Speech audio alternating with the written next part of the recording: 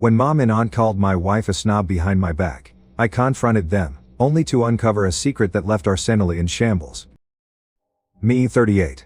Male. When I was 10, losing dad felt like the universe had suddenly tilted on its axis. It wasn't just a quiet, peaceful kind of passing, it was abrupt, shocking, the kind you replay in your mind over and over, trying to make sense of it. He was there one day, his laughter filling up our small living room, and then he wasn't. The details around his death were messy and painful, too much for a kid to really grasp, but enough that the memories just sort of stick with you. Mom took it hard. Really, hard. She tried to hold it together, but you could see the strain in her eyes, the way her hands shook a little more each day. She wasn't the same after that. None of us were. Our home felt like a completely different world, one where the colors had faded and the sounds were muffled. Mom, who used to be the heart of our house, filling it with warmth and laughter, suddenly seemed like a shadow of herself. She'd sit at the kitchen table, staring blankly at the coffee she'd poured but never drank, lost in thoughts that clearly pained her. I remember the morning she told us about her decision to move back to her home country. Her voice was steady, but her hands trembled slightly, betraying the storm inside her. Our house, once vibrant with our family's daily routines, felt increasingly empty and silent. The walls echoed with the ghost of our past conversations, and each room held a memory of Dad's laughter, or his comforting presence. Being there, Mom said, was too much of a reminder of what we'd lost. She needed space to grieve away from the environment that echoed his absence. It's just for a little while, she said, forcing a smile that didn't quite reach her eyes. I need some time to heal, to find some peace. The word temporary hung in the air, but as a kid, I didn't grasp the full weight of what was happening. I just nodded, thinking she'd be back soon, that this was just a short break and everything would go back to normal. Mom's move, intended to be a brief escape from her grief, became a permanent arrangement. Her brief visits were filled with awkwardness and a palpable tension, as if she was a guest rather than the mother who had raised us. I could see the guilt in her eyes, the struggle to reconnect with the children who felt more like strangers now. As weeks turned into months and then years, the reality of her prolonged absence settled in. Birthdays and holidays came and went without her. Phone calls were our only bridge, her voice becoming less familiar over time, strained with a sadness that didn't seem to fade. Each call was a reminder of the widening gap between our old life with Dad and our new reality. After Mom left, it was the Nelsons who took us in. They were old family friends, the kind who had known us since we were in diapers. Mr. Nelson was Dad's college buddy, and Mrs. Nelson had been Mom's maid of honor. They tried to fill the void as best they could, turning their guest room into bedroom, stocking the fridge with our favorite snacks, and even trying to keep up the same traditions we used to celebrate as a family. Despite their kindness, the house never quite felt like home. It was always a bit too clean, a bit too quiet, lacking the chaotic warmth that had filled our own home. At night, the walls seemed to echo with the silence, a stark reminder that this wasn't just a sleepover, that our mom wasn't going to be back at the end of the weekend. I remember lying in that guest bed, staring at the ceiling and listening to my sister breathe softly in the bed next to mine. She seemed to adapt better, or maybe she just hid her feelings more. Nights were the hardest for me. That's when the what-ifs would haunt me. What if I had been less of a hassle, quieter, easier to handle? Would Mom have stayed if I hadn't been so much like Dad, as she often said I was? These thoughts would spiral, and I'd find myself gasping for air, feeling that old familiar pang of abandonment. Mrs. Nelson would hear me sometimes, her soft knock on the door a prelude to her sitting by my bed, whispering reassurances, trying to soothe the fears inducive nod at me. But no matter how gentle her touch or kind her words, they couldn't replace the comfort that would have come from my own mom's embrace. This experience shaped how I parent my own kids. I've always made it a point to be there for them, to be a constant presence in their lives. I've gone overboard at times, maybe being too protective, too present. I want them to feel secure, to know I'm always there, no matter what. Because the absence of my mom, her choice to distance herself when we needed her most, left a void in my life that I've sworn never to replicate in theirs. It's tough sometimes, knowing that Mom was just grappling with her own grief, while trying to find a way to cope. I understand it on a rational level, but emotionally it still stings. Accepting her decision has been one of the hardest parts of growing up. And even now it's a struggle not to let that old resentment color the love I still have for her. My wife, a wonderful woman, we married and have 2 wonderful childs together. I met my wife in college, a stroke of luck that I still thank my stars for. We had both chosen the same dreary morning lecture, Economics 101. And it turned out the only thing more potent than our mutual disdain for the subject was our instant connection. She sat next to me on the first day, her presence a stark contrast to the monotonous tone of the professor. She had this way of scribbling notes that was almost artistic, her expressions flickering between amusement, exasperation. We started sharing notes, then coffee, and eventually our dreams and fears. Telling her about my family came later, when our casual coffees had turned into long dinners, and we started thinking about a future together. It was a summer evening, one of those perfect ones where the air is just cool enough to be comfortable. We were at a little park near campus, watching the sunset paint the sky in strokes of orange and gold. I felt the weight of my past nudging at me, urging me to open up about everything. I started with the good memories, my dad's roaring laughter, the way he used to scoop me up into the air, my mom's holiday cookies, and the noise of a house that felt full. But then I shifted to the harder truths. I explained how things changed after Dad passed away, how the brightness dimmed, and how Mom eventually moved away. I told her about the years of feeling adrift, being raised by family friends who were kind but couldn't fill the void my mom left. My wife listened quietly, her hand finding mine as I talked. Her eyes never left my face, and in them I saw a well of empathy and understanding. When I finished, there was a soft sigh, a slight squeeze of her hand around mine, signaling her support. She didn't bombard me with questions or pity. Instead, she shared her own story of loss, how she grew up without grandparents and much of her extended family, which made her feel isolated in a different way. That night I realized how much I needed someone who didn't just know my joy but also understood my pain. It felt like a burden had lifted. Sharing my past with her, and her acceptance and understanding of my family's complicated dynamics only deepened my feelings for her.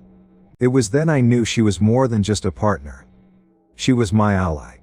Someone who would stand by me through the complexities of life. Ever since I shared my family history with my wife, there's been this unspoken tension hovering around the subject of my mom. My wife, being the incredibly supportive partner she is, has always been understanding about my feelings but has harbored a certain reluctance towards my mom herself. It's not out of malice or disrespect. It's more about her struggle to reconcile the abandonment I felt as a child. With the woman she's met a few times since we got married, I've tried to explain to her that my mom was just trying to cope in her own way after my dad's death. She was grieving loss without him, I'd say, hoping to bridge the emotional gap that my mom's departure had created, not just in my life, but now in our marriage too. It wasn't that she didn't love us, she just needed time. But to my wife, who sees the world through lenses tinted with fierce loyalty to family, the idea that a mother could leave her children in the care of others, regardless of the circumstances, is a pill too bitter to swallow. She's never rude about it, never dismissive of my ongoing relationship with my mom. She encourages me to call her, supports my trips back home to see her, and she's always the first to suggest we send gifts on Mother's Day. But she remains distant, a polite coldness setting the boundaries of their interaction. During family gatherings or holiday dinners when my mom is around, my wife is cordial but distant. She'll smile and engage in small talk, but there's a guardedness in her eyes, a firm line drawn that everyone seems to understand. "I'm here for you," she whispers to me, squeezing my hand under the table, a silent reassurance that her stance isn't meant to hurt me, but a boundary she sets for herself. It's a delicate balance, navigating this quiet standoff between them. I often myself in the middle, an interpreter translating not just words but emotions and unspoken thoughts. I tell my mom, she's just fiercely protective of those she loves, hoping to soften or hurt at my wife's standoffish demeanor. To my wife I gently remind, Mom has her flaws, but she regrets those years away, trying to kindle empathy in the ashes of past grievances. This dynamic, though far from ideal, has become a part of our life's rhythm. My wife's steadfast support of my relationship with my mom, without choosing to engage more deeply herself, speaks volumes of her respect for me, even if it's a compromise she silently bears. It's a silent testament to her strength, and her deep understanding of my need to maintain that fragile thread with my past. Recently I decided it was time for another trip back to my home country, to let the kids spend some time with their grandmother. My wife couldn't make it due to her demanding job, and while she encouraged us to go, I could tell she was relieved not to face the tension that usually accompanied these visits. I explained the situation to my mom when we landed, and she nodded, saying she understood, but her disappointment was palpable. The first few days were a blur of activities. My mom went all out, taking the kids to local parks and museums, filling our days with laughter and stories, almost as if making up for all the missed time. In those moments, watching her with the kids, it was easy to forget the complex layers of emotions that usually clouded her visits back home. The evening had started off well enough. We were at my mom's house, my aunt's laughter echoing through the kitchen as she cooked, the smell of spices filling the air, a reminder of so many uploaded meals. It felt good to be home, even if home now had the bittersweet edge of missing voices and past grievances. My mom and my aunt, they've always had this way of making even the simplest meal feel like a feast, and tonight was no exception. I was looking forward to a quiet evening, just family sharing stories and catching up. The kids, exhausted by the day's adventures, fell asleep almost as soon as their heads hit the pillows. I kissed them goodnight and headed downstairs where my mom and aunt were in the kitchen, glasses of wine in hand, ostensibly relaxed. The murmur of their conversation greeted me as I approached, but it was my wife's name that caught my attention, halting my adagna. "She thinks she's too good for us," my aunt's voice floated up, tinged with resentment. There was a clink of glass, probably my mom nodding in agreement as she added, "Yes, but don't bring it up around him. She's a snob, but it's not worth the argument." It stung, hearing that. There in the dim light of the stairwell, a knot tightened in my stomach. My wife has always been meticulous about how she interacts with my family, careful never to flaunt her background or make anyone feel less. She'd go out of her way to connect, to show interest in their lives, even if it meant stepping out of her comfort zone. Her reticence at times, I knew, was out of a fear of overstepping, not a feeling of superiority. Hearing my wife referred to in such terms, by my own family, sparked a heat in my chest that was hard to tamp down. I lingered on the stairs, unseeing the familiar ache of being caught between the people I loved surfacing once again. They continued, oblivious to my presence, airing grievances that were usually spoken in hushed tones behind closed doors. I wrestled with my emotions, debating whether to confront them or retreat. The decision was made for me when my mom glanced up and caught my eye, her expression shifting from surprise to something like guilt. The conversation snapped off, replaced by a tense silence that filled the room like smoke. "I heard what you said," I found myself speaking, my voice steadier than I felt. My aunt tried to brush it off, saying it was just a slip of the tongue, but the damage was done. The air was thick with unsaid things, with years of miscommunications and hurt feelings. I explained, maybe more sharply than I intended, that my wife had never acted superior, that she simply prioritized her career and our family's well-being over everything else. My wife grew up in a world quite different from mine. Born into a wealthy family, she was the only child, the sole focus of her parents' affection and hopes. Tragically, her parents passed away when she was still in her teens, an event that thrust her into premature adulthood. They left her everything: their sprawling estate, significant investments, and various other assets. Despite the wealth and responsibilities that fell on her shoulders at such a young age, she never let it define her. Instead, she channeled her energies into her studies and later, her career, proving to everyone that her achievements were born of her own intelligence and hard work, not just her inheritance. She enjoys the finer things in life, sure, the kind of luxury she grew up with. High-end fashion, gourmet foods, vacations and far-flung destinations. But she carries it all with a grace and an ease that's devoid of arrogance. She's unapologetic about her tastes, yes, but never ostentatious. In contrast, I come from a solidly middle-class background. My family's world was smaller, our means more modest. We valued hard work, simple pleasures, and close community ties. Our house, always filled with warmth and laughter, was humble but happy. This stark difference in our upbringings was never lost on me, and initially I worried about how my family would perceive her, or she them. Despite these differences, my wife has never behaved superiorly, or looked down on my upbringing. She's been nothing but respectful towards my family, always engaging in conversations, offering to help with meals during visits, and bringing thoughtful gifts that showed her attention to what they might appreciate, not just expensive items for the sake of display. Yet the underlying class difference sometimes creates an unspoken tension, especially with my mother. Mom, with her down-to-earth values and no-nonsense approach to life, has sometimes struggled to connect with my wife's world. Though my wife has made every effort to bridge the gap, ensuring she doesn't flaunt her wealth or make my family feel uncomfortable, there's always been a subtle, perhaps imagined, barrier there. This difference in backgrounds is sometimes amplified by the innocuous comments at family gatherings, or the slightly too long glances at my wife's designer clothes and accessories. I know it comes more from a place of unfamiliarity, and perhaps a bit of envy, rather than any real disapproval. My wife understands this too, and handles such situations with a kindness and a deftness that make me love her all the more. She tries to put my family at ease, often downplaying her lifestyle, and focusing on the many things we all have in common. "What are you talking about?" I demanded, the frustration evident in my voice. It was clear they hadn't intended for me to hear their words, and my mom's face fell, an apology forming on her lips. My aunt, ever the more confrontational, didn't back down.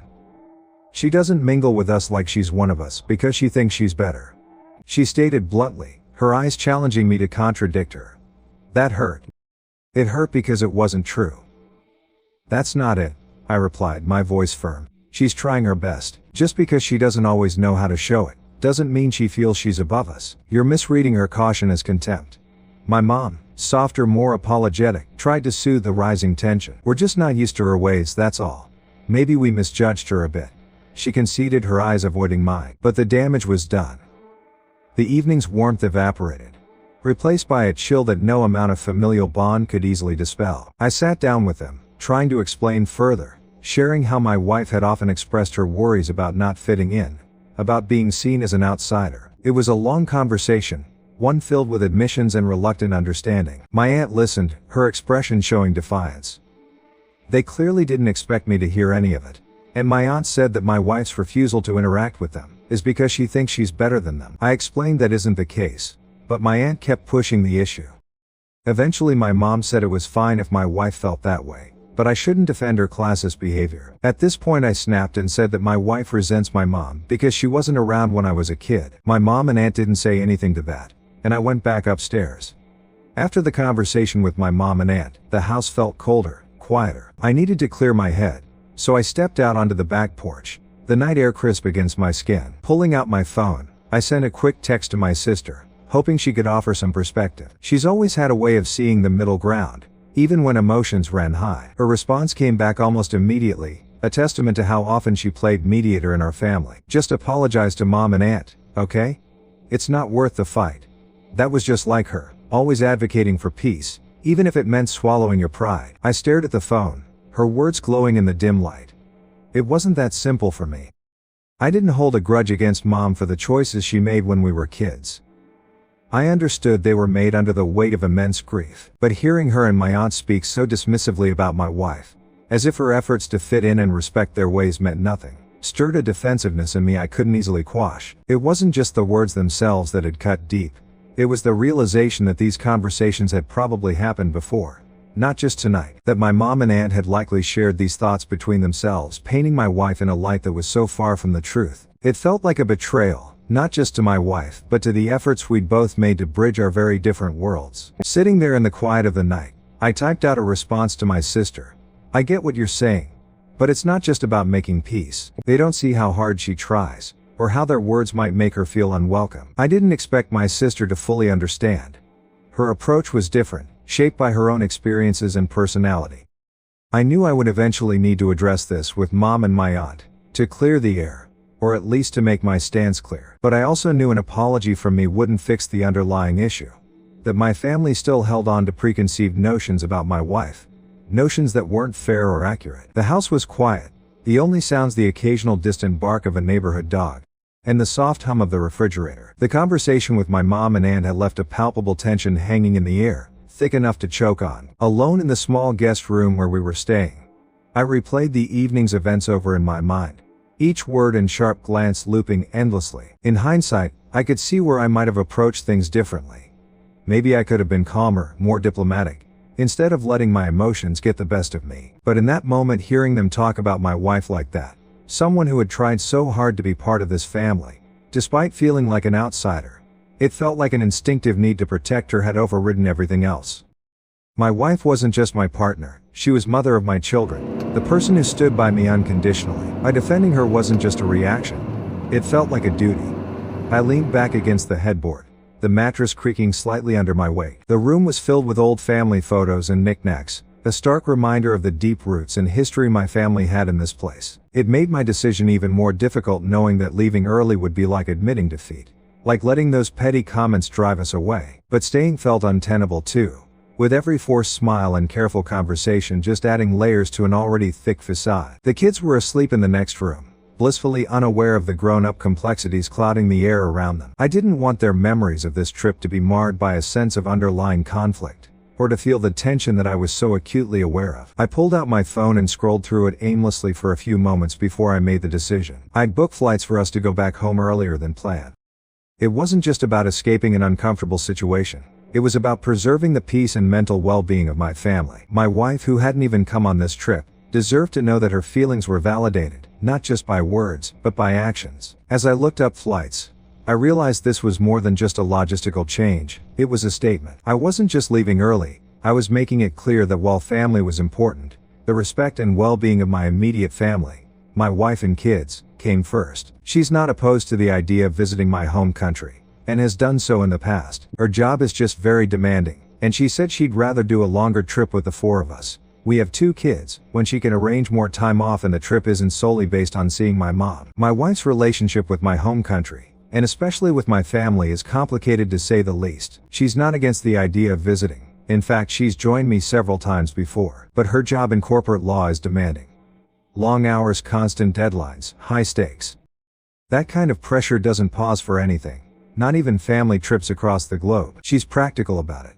She told me once, over a late dinner while the kids were already in bed, that she would rather wait and take a longer trip together with the 4 of us. If we're going to travel that far, let's make it a real vacation, not just a quick visit, she had said. Her logic was sound. It wasn't just about the travel time but also about the opportunity to truly relax and enjoy each other's company, without the shadow of obligations or past tensions lurking in the background. The last part is crucial because the trips to see my mom have often been tense. It's nobody's fault. Really. It's just that their worlds are so different. And my mom has this way of making her opinions known in a manner that's a bit too straightforward for my wife, who is accustomed to the more measured, polite exchanges of her professional world. So this time around, when the opportunity came for me and the kids to visit my mom, my wife encouraged us to go while she stayed behind to manage a major case at work. She framed it as practicality, not preference. Go, have fun with your mom. The kids miss her, and it's important they spend time with her, she had said, kissing me goodbye as we headed for the airport. She's always been clear about boundaries. If my mom were to visit us, she would welcome her with open arms, offer her the guest room, cook her meals, and engage in pleasant conversation. There's no animosity, just a preference to avoid situations she knows will be uncomfortable. This isn't just about personal comfort, it's about maintaining peace, about ensuring that when we do spend time together, it's quality time, not just obligated time filled with awkwardness and forced conversations. My wife has always been very composed about her feelings towards my mom. Early on, back when our relationship was shifting from serious to truly committed around the time of our engagement, I asked her point blank about her hesitation towards my mom. It was a quiet evening, just the 2 of us cleaning up after a quiet dinner at home, when I broached the topic. Her response was straightforward, devoid of any malice. She explained that the unease stemmed from my mom's long absence in my childhood, which to her signaled potential complexities in family dynamics she'd rather not entangle herself with more than necessary. She wasn't judgmental about it. She just laid out her feelings with the kind of clarity and foresight she applies to most things in life. It's about ensuring we have less stress in our interactions, so we can enjoy our time together as a family when it happens, she had said, her tone even but firm. That conversation set the tone for how things would be, and true to her word, she hasn't brought it up unless absolutely necessary. Over the years, becoming a parent myself has opened my eyes further to her perspective. The thought of not being there for my kids, of leaving them prematurely, is unbearable. I see now how my wife's understanding of family and commitment could be so deeply affected by my mom's choices. Having children has a way of amplifying the protective instincts, the desire for stability and presence. It's clarified for me why my wife places such a premium on these qualities. And it's helped me appreciate her stance, even if I don't always fully share her reservations. Update. It's been a few months since I made my post. After reading your comments, I realized it would be rash to leave without trying to sort things out. So I had a conversation with my mom the next morning, when my aunt was out and my kids were still in bed. The morning after the tense conversation with my mom and aunt, I approached my mom for a private talk. The house was quiet, with soft light filtering through the curtains, casting a calm over the living room, where we decided to sit down. I could tell she was apprehensive about the discussion, perhaps worried about more confrontations. I started by apologizing for my outburst the previous night. My tone was firm yet conciliatory. I wanted to clear the air but also to stand by my wife's perspective, which I felt was important to communicate clearly. I'm sorry for how I reacted, I began. But we need to talk about why you think it's okay to say those things about my wife. My mom nodded, her expression one of regret mixed with a hint of defensiveness. She listened as I reiterated that the comments I overheard were hurtful, and simply not true. If there are issues, we should be able to discuss them openly, not just let them fester, I added, hoping to establish a more open line of communication. My mom sighed, a long weary exhalation that seemed to carry the weight of the past decades. I understand. But you need to see where I'm coming from too, she responded. She then explained how isolating it was for her after my dad passed away. How she needed to be around her own family back home to grieve. It wasn't about escaping from you or your sister, she insisted. I listened, trying to bridge my understanding with her experience. I get that, Mom, and I don't think anyone faults you for needing support, I said. But my wife sees it differently. She can't understand leaving kids behind during such a critical time, regardless of the grief. My mom bristled slightly at this. It's unfair for her to judge my actions from back then. She wasn't there. She didn't see the pain I was in. Her voice broke a little, her eyes conveying the turmoil of those days. You and your sister don't hold it against me, do you? I shook my head, trying to reassure her while also explaining my wife's point of view. We don't resent you, Mom, because we love you and we know you did what you felt was necessary. But you have to understand that my wife views family responsibilities differently. Especially now that we have our own kids. The conversation moved slowly, with pauses that were filled with unspoken thoughts and regrets. I stressed that my wife's feelings were valid, just as her actions had been to her at the time. It's not about right or wrong, I concluded. It's about understanding each other's perspectives and finding a way to respect them.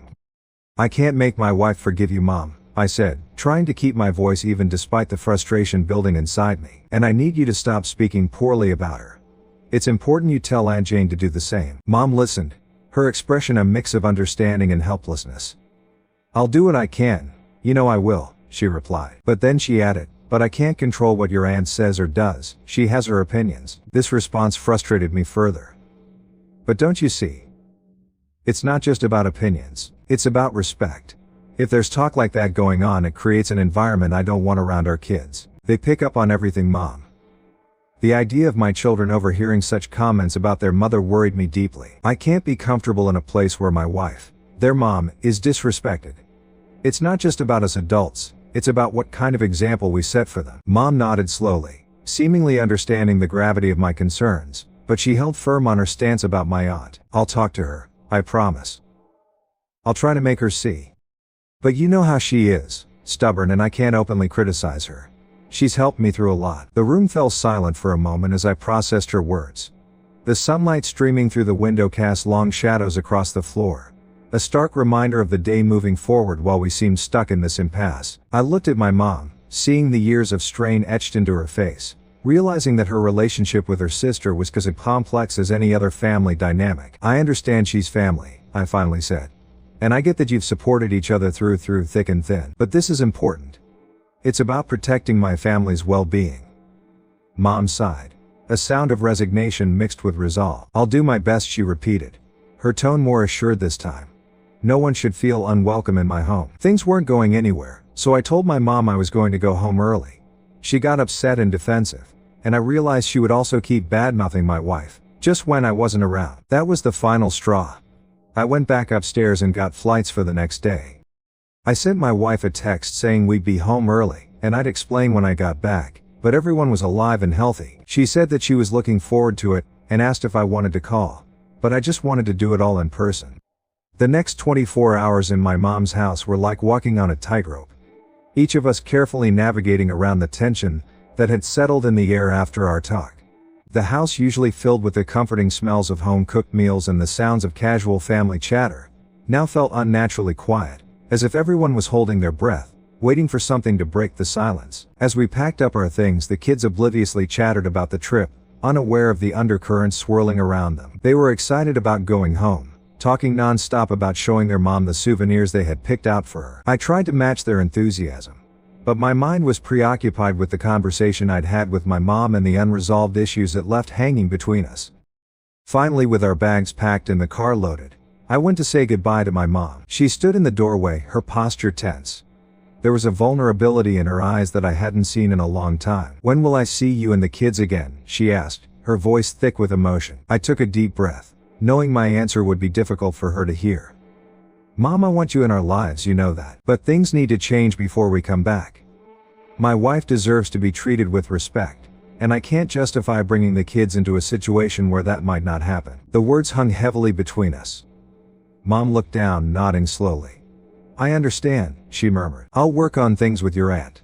I promise." Her voice was sincere, and I believed her intent, but the reality of the situation was more complex than just promises made in the moment. "I hope so, Mom," because we miss you.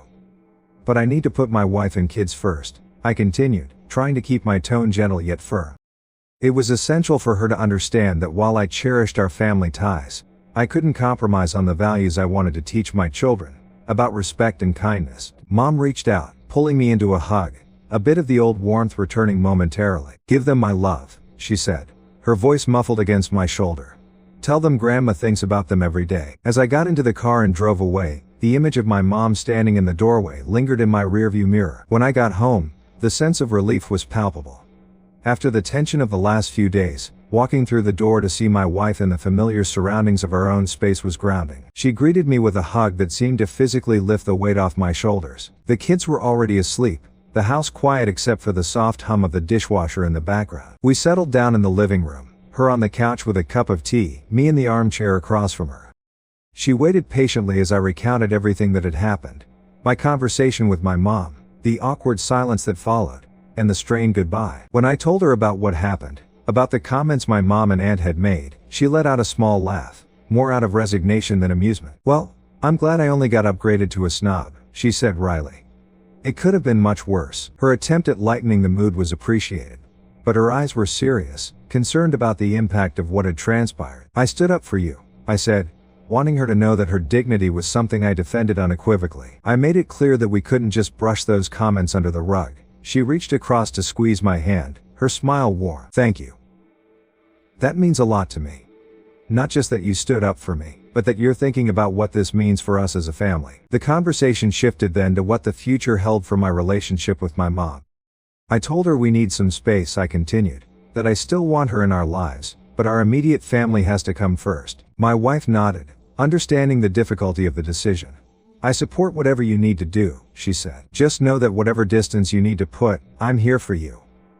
We're in this together. Her words were reassuring, reinforcing that the choices I was making were not just my own burden to bear but something we navigated together as partners. I think it's the best thing for now, I concluded, feeling a bit more confident in our path forward. It'll give everyone some time to reflect and hopefully heal a bit.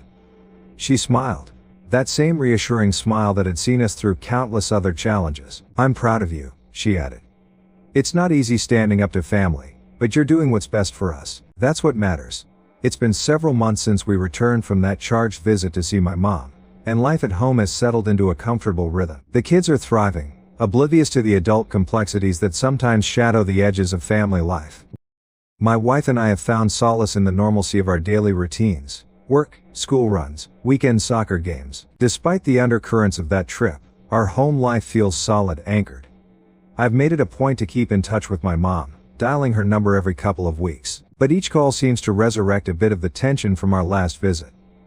Her voice often carries a tightness that wasn't there before, and our conversations are punctuated by long pauses, where words used to flow easily. It's clear she's still processing the boundaries I set, and perhaps feeling a bit isolated by them. My sister, who has always been the peacemaker in the family, tells me during our own calls that she's keeping up her regular chats with Mom. She mentions that Mom feels judged, not just by what happened during our last visit, but by the enduring echo of her past decisions. She's still hurting, my sister explained one evening, her voice laced with concern. She feels like everyone's holding her grief against her.